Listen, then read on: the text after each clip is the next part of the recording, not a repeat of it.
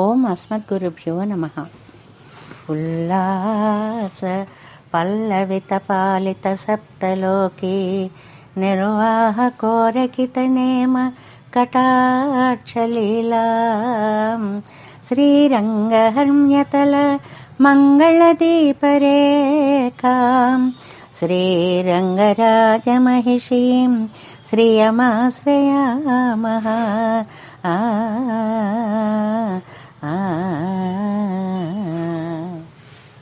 ప్రియ భగవద్బంధువులారా, శ్రీగుణరత్నకోశంలో మనం 57 శ్లోకాలను పూర్తి చేసేసుకున్నాం. 58, 59, 60, 61. ఇవాళ 58వ శ్లోకంలోకి మనం ప్రవేశిస్తున్నాం.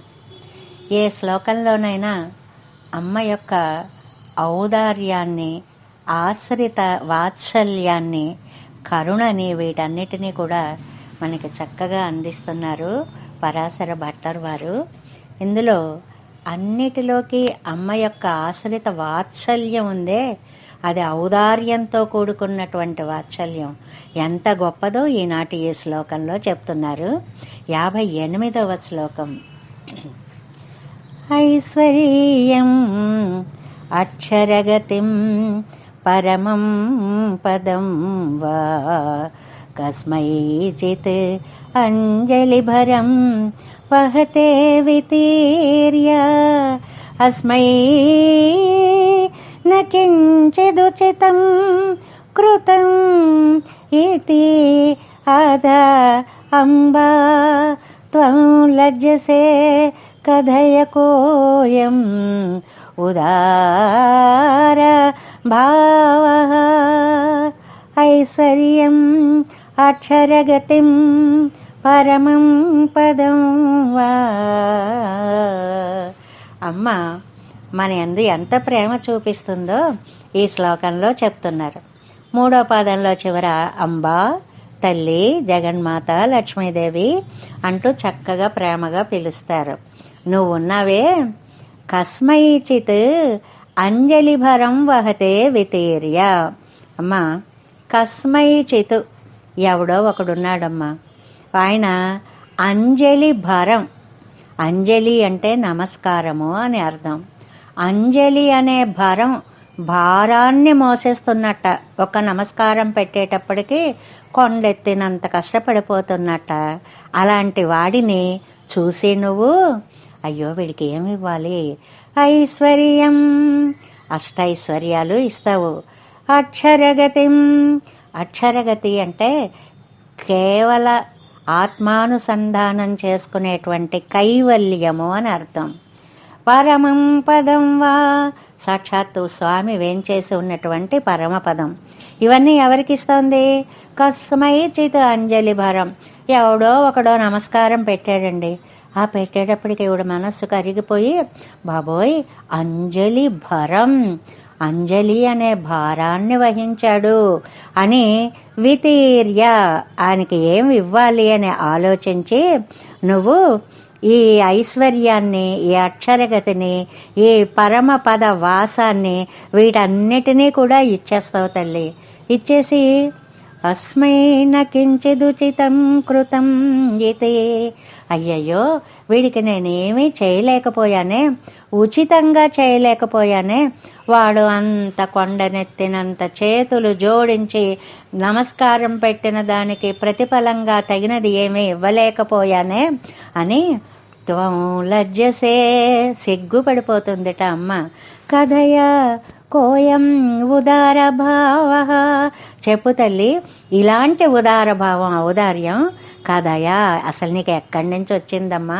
చేసినది ఒక చిన్న నమస్కారం, అంత నమస్కారం పెట్టాడు అని వాడికి ఎన్ని ఇచ్చేశావు? ఇహలోకంలో అష్టైశ్వర్యాలు ఇచ్చేశావు అని. అష్టైశ్వర్యాలు అని మనకు ఉన్నాయి, అష్టశక్తులు అని మనకు ఉన్నాయి కదండి. అణిమ, మహిమ, గరిమ, లఘిమ, ప్రాప్తి, ప్రాకారం, ఈశ్వరత్వం, వసిత్వం అని అష్టసిద్ధులు ఉన్నాయి. ఆ అష్టసిద్ధులు ఐశ్వర్య రూపంగా నువ్వు వాడికి ఇచ్చేస్తావు. పెట్టిందేమో ఒక్క నమస్కారం. ఆ నమస్కారాన్ని కూడా అంజలి భరం, 2 చేతులు జోడించాడంతే. ఈ అంజలి చాలా అద్భుతమైన అర్థం గల పదం అండి. జలయతి ఇది అంజలి అంటారు. అంటే పరమాత్మ, ఆయన్ని జలయతి ద్రవింపచేస్తుంది అని. అంటే పరమాత్మ ఎలాగండి? అకారార్థో విష్ణు జగదుదయ రక్షా ప్రళయకృత్. అంటే విష్ణువు అని మనం అష్టశ్లోకిలో తెలుసుకున్నాం కదా. అలాగే వేదం సాక్షాత్తు ఇతి భగవతో నారాయణస్య ప్రథమ అభిధానం. అనేటువంటిది శ్రీమన్నారాయణుడి యొక్క మొట్టమొదటి పేరు అని చెప్పిందే. అలాంటి ఆ శబ్దవాచ్యుడైన పరమాత్మని అనడానికి పరమాత్మని జలయతి కరిగింపచేస్తుంది కాబట్టి అద్భుతమైనటువంటిది అంజలి అంటారు. ఇది మనం ఒకసారి చెప్పుకున్నాం. అంజలికి పెద్దలు ఒక మంచి నిర్వచనాన్ని ఇచ్చారండి. 2 చేతులు ఇలాగ ఒక చోటకి రావాలి కదా. ఆ రావడంలో ఒక చెయ్యి అంటుందిట, మత్తః త్వం ఉత్కృష్టః, నువ్వు నాకంటే చాలా గొప్పవాడివి అంటూ వస్తుందిట. రెండో చెయ్యి త్వత్తః అహం అపకృష్టః, నేను నీకంటే చాలా చిన్నవాణ్ణి అని. ఇది కరతలద్వయ సంపుటీకరణం. ఆ 2 చేతులు జోడించడమే అంజలి అంటారు. ఇంత అర్థం తీసుకుందిటండి అమ్మ. వాడు తెలిసి ఇవేమీ చేయలేదు. రకరకాల నమస్కారాల్లో ఆ నమస్కారం ఒకటి. ఏమేమి నమస్కారాలు పెడతామండి మనము అంటే, మనకి సుప్రభాతాల్లో అక్కడ వస్తుంది, మస్తిష్కం మీద పెట్టేటువంటి నమస్కారం ఒకటి ఉంటుంది. 2 చేతులు తల మీద పెట్టి మనం గోవిందనామాలు చెప్పేటప్పుడు గోవింద అంటూ 2 చేతులు తల మీద పెడతామే, దానికి మస్తిష్క ప్రణామం అంటారు, తల మీద పెట్టుకునే నమస్కారము అని. అలా కాకుండా సంపుట ప్రణామము అని ఒకటి ఉందండి. అంటే గుండెల మీద 2 చేతులు చేర్చి తలని వంచి పెట్టేటువంటిది సంపుట నమస్కారము అంటారు. శాస్త్రం చెప్పని నమస్కారాలు మన దగ్గర కొన్ని ఉన్నాయి కదండి. ఒకసారి తలాగి రాస్తాం, అదే నమస్కారంగా అవతలవాడు భావించాలి అని. ఒకసారి ఒక చెయ్యెత్తి హాయ్ అంటాం, అదే అవతలవాడికి నమస్కారం పెట్టినట్టు అని. ఒకసారి నమస్కారం అండి అంటాం, మనస్సు ఏమి దాంతో కలవక్కర్లేదు. ఎన్ని రకాల నమస్కారాలు ఉన్నాయో, కళ్ళు ఎగరేస్తూ చేసేవి, ఇలా రకరకాల వాటిని చెప్తారే. ఇక్కడ వీడు ఆవిడ అనుకుంటుందిట, ఇన్ని రకాల నమస్కారాలు ఉండగా అంజలి భరం, అంజలి అనే కొండని ఎత్తేసాడండి అనుకుంటుందిట. 2 చేతులు జోడించి నాకు నమస్కారం పెట్టేశాడండి అనుకుంటుందిట. అలా అనుకుని అస్మైన కించిదుచితం కృతం, అయ్యో వీడికి ఏమీ ఇవ్వలేకపోయానే, ఇంత దండం పెట్టినందుకు ప్రతిఫలంగా ఏమీ ఇవ్వలేకపోయానే అని త్వం లజ్జసే. అబ్బో ఎంత సిగ్గుపడిపోతుందటండి తల్లి.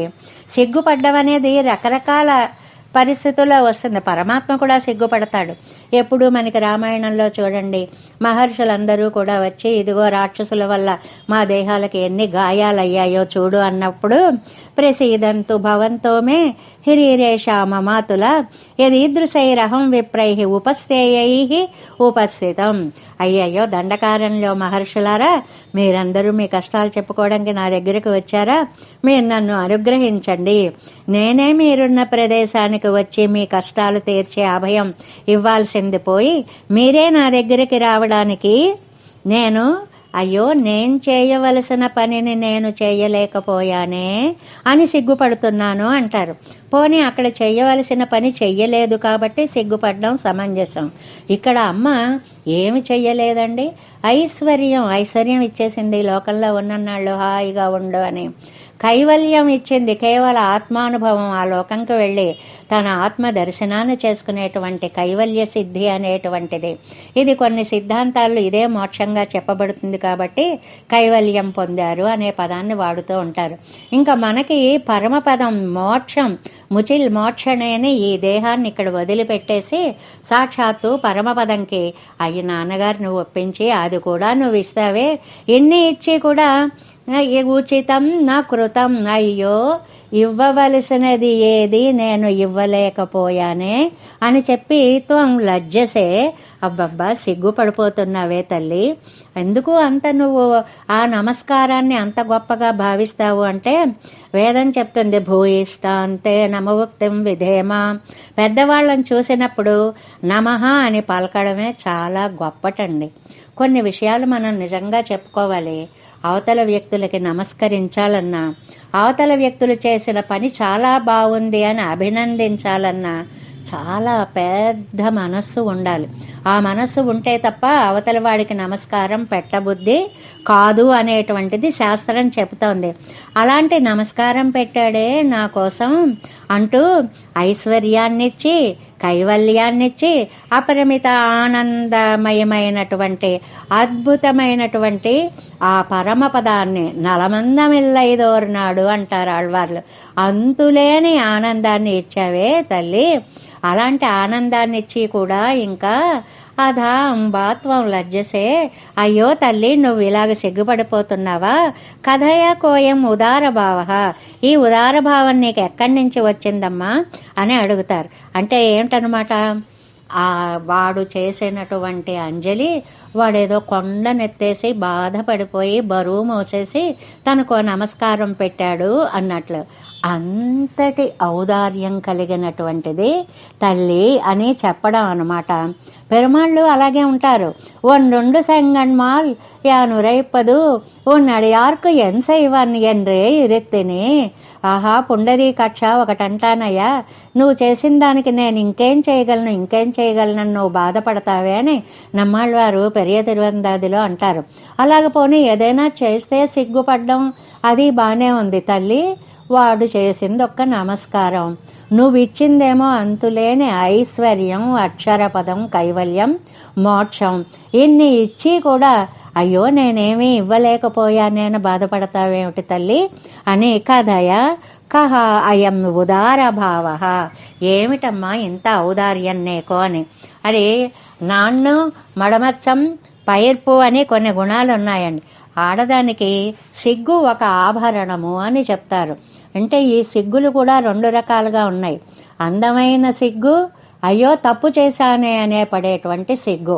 అందమైన సిగ్గు అంటే అవతల వాళ్ళు పొగిడితేనో ఏదో చేస్తేనో, లేకపోతే వధూవరులు పరస్పర దర్శనంతోటో, ఇలాంటివి అందాన్ని, వ్యక్తిత్వానికే అందాన్ని తీసుకొచ్చే సిగ్గు ఒకటి ఉంది. రెండోది ఇప్పుడు నువ్వు పడుతున్నావు ఏమిటది, అయ్యో నేను ఎంతో చేయవలసిన దాన్ని నీకేం చెయ్యలేకపోయానే అని అనిపిస్తూ ఉంటుంది. లోకంలో చూస్తూ ఉంటే పిల్లలు ఏ అమెరికాల నుంచో వస్తారు, వచ్చా నెలాళ్ళు ఉంటారు. నెల రోజులు వాళ్ళకి ఏది ఇష్టమో ఏమిటో అన్నీ వండి వార్చి ఎంత శ్రమ పడిపోతుందో తల్లి. అంతా అయిపోయాక కూడా వాళ్ళు వెళ్ళిపోతుంటే అయ్యో ఒక్కటి చేసి పెట్టలేకపోయానమ్మా వీడికి అనుకుంటుంది. లౌకికమైనటువంటి తల్లే అలా భావిస్తుంటే, అమ్మా జగన్మాతవి, సాక్షాత్తు భగవద్ రామానుజులు నిన్ను ఓం భగవన్నారాయణాభిమతానురూప స్వరూప రూప గుణ విభవ ఐశ్వర్యశీలాజ్జనవధికాతిశయ అంటూ ఎంత పొగిడారమ్మా. నీ కారుణ్య గుణాన్ని, నీ వాత్సల్య గుణాన్ని, నీ ఔదార్య గుణాన్ని ఎక్కడికక్కడే మహాకవులందరూ కూడా ఎంత పొగిడినా సరిపోదు. వేదాంత దేశికులు జాతాపరాధమపి మామనుకంప్య గోదే గోప్త్రీయది త్వమసయుక్తమిదం భవత్యాః వాత్సల్య నిర్భరతయా జననీ కుమారం స్తన్యేన వర్ధయతి దష్టపయోధరాపి. ఒక అద్భుతమైన భావం.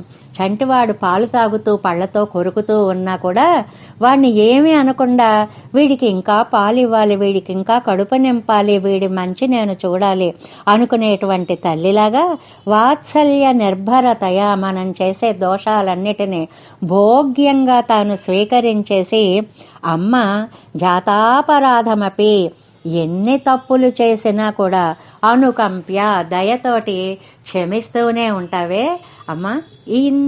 ఇంత కారుణ్యం, ఇంత ఔదార్యం నీకు ఎలాగ వచ్చింది అని. అలాగే ప్రతివాది భయంకరం అన్నను కూడా చూడండి వెంకటేశ ప్రపత్తిలో, ఈశానాం జగతోస్య వెంకటపతే విష్ణు పరాం ప్రేయసీం తద్వక్షస్థల నిత్యవాసరసికాం తక్షాంతి సంవర్ధిని పద్మాలంకృతపాణి పల్లవయుగాం పద్మాసనస్తాం శ్రియం వాత్సల్యాది గుణోజ్వలాం భగవతీం వందే జగన్మాతరం. వాత్సల్యాది గుణోజ్వలం ఇంత వాత్సల్యం నీకు ఎలా వచ్చిందమ్మా అని అంటారు. నువ్వు ఆ స్వామి యొక్క గుండెల మీద ఉండి ఎవడు వచ్చి నమస్కారం పెట్టినా వాడి నమస్కారాన్ని కొండ ఎత్తినంతగా నువ్వు భావించేసి వాడికి ఐశ్వర్యాలు ఇచ్చేసి అక్షరగతులు ఇచ్చేసి పరమపదాలు ఇచ్చేసి అయ్యయ్యో నేను వీడికి ఏమీ ఇవ్వలేకపోతున్నాను ఇదే భావాన్ని మనకి శ్రీ సూక్తం కూడా చెప్తుంది కదండి. శ్రీయం లోకే దేవజుష్టాం ఉదారమూర్తి, ఆవిడ ఔదార్యమూర్తి. నిజానికి ఆవిడ సిగ్గుపడవలసినటువంటి అవసరం ఏమీ లేదు, ఎందుకంటే ఆవిడ చేయవలసింది చేయకుండా ఏమీ లేదు. ఎంత ఇవ్వాలో దానికి 10 రెట్లు పైగా అంతా ఇచ్చేసింది. పరమం పదం వితీర్య, పరమపదాన్ని నిరంకుశ స్వాతంత్ర్యం కలిగిన భర్తని కూడా ఒప్పించేసి పరమపదాన్ని కూడా ఇచ్చి అనుగ్రహించేటువంటి తల్లి అర్చావతారంలో ఈ శ్రీరంగంలో ఈ శ్రీరంగ నాయకిగా నీకు ఒక్కసారి దాసోహం పెడితే ఇంత అష్టైశ్వర్యాలని అక్షరాత్మకమైనటువంటి అక్షరపదం కైవల్యాన్ని పరమపదాన్ని కూడా ఇచ్చేసినటువంటి తల్లి, నువ్వు మమ్మల్ని చూసి ఇవ్వలేదని సిగ్గుపడుతున్నావు, మేము నిన్ను చూసి అయ్యో ఇంత చిన్నది చేస్తే అంత పెద్ద సంపదలు ఇచ్చిందే అని ఎంత సిగ్గుగానో ఉంది తల్లి, మాకు నిజంగా చెప్తున్నాము. అలాగా ఈ వాత్సల్య గుణాన్ని సర్వకాల సర్వావస్థలలోనూ నువ్వు మా యందు చూపించాలమ్మా. ఇంత చేసి నువ్వు ఏమీ చెయ్యలేదే అనుకుంటున్నావు, ఏమీ చేయకుండా ఎంతో చేసేసామని మేము అనుకుంటున్నాం.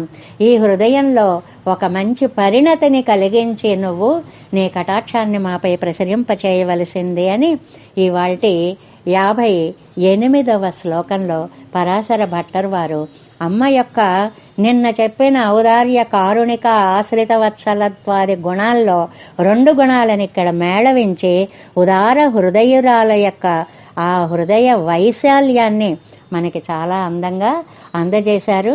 కాబట్టి ఒక్క దాసోహం పెడితే అన్నిస్తుంది తల్లి. ఆ తల్లిని సేవిద్దాం, హృదయపూర్వకంగా ఆవిడికి నమస్కరిద్దాం. తండ్రితో కూడినటువంటి తల్లి యొక్క ప్రేమాభిమానాలని కరుణా కటాక్షాలని మనందరం పొందుదాం. జై శ్రీమన్నారాయణ. అమ్మా ఔదార్యమూర్తి ఎంత పొగడినా చాలనిదే నీ వింత దయా స్ఫూర్తి. అమ్మా ఔదార్యమూర్తి ఎంత పొగడినా చాలనిదే నీ వింత దయా స్ఫూర్తి. ఏమీ తెలియని భక్తుడొకసారి చేతులు మోడ్చిన సిగ్గుపడదవే, భారమెత్తినటు భావింతువే, ఏమీ చేయకపోతినంటివే అమ్మా ఔదార్యమూర్తి. అష్టైశ్వర్యము ప్రసాదింతువే, కైవల్యానందమునే కోర్తువే, సాక్షాత్ పరమ పదం మే ఇచ్చి ఇంకేదో చేయలేదంటివే అమ్మా ఔదార్యమూర్తి. ఎంత పొగడినా చాలనిదే నీ వింత దయా స్ఫూర్తి అమ్మా ఔదార్యమూర్తి.